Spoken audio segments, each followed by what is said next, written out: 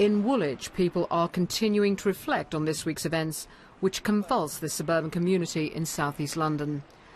At the barracks where he was based, drummer Lee Rigby is remembered by those who knew him and many who did not.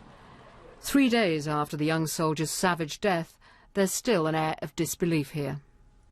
The BBC's Newsnight programme last night broadcast an interview with a man who says he's a long-time friend of one of the suspects in this case. He claimed that 6 months ago, the security service MI5 tried to recruit Michael Adebolajo. He mentioned that initially they wanted to ask him whether he knew certain individuals, basically. That was the initial issue. But after him saying that he didn't know these individuals and so forth, what he said is they asked him whether he would be interested in working for them. He was explicit in that, he refused to work for them.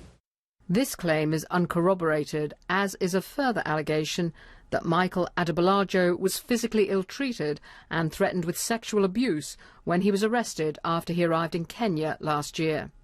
They beat him quite badly, and his comment was, he said, "Wallahi." Wallahi means, it's like an oath, say, "I'm not lying," meaning by God, that I feel shy to describe to you what they did to me.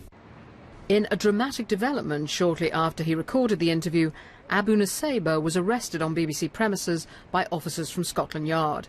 He's now being held on suspicion of terrorism offences, said not to be linked to the soldier's death. Meanwhile, Michael Adebolajo and the second suspect, Michael Adebowale, who were both shot by police at the scene, are under arrest at separate London hospitals, where they continue to be treated for their injuries. A third man arrested later is in custody on suspicion of conspiracy to murder. And searches are still going on at a number of addresses.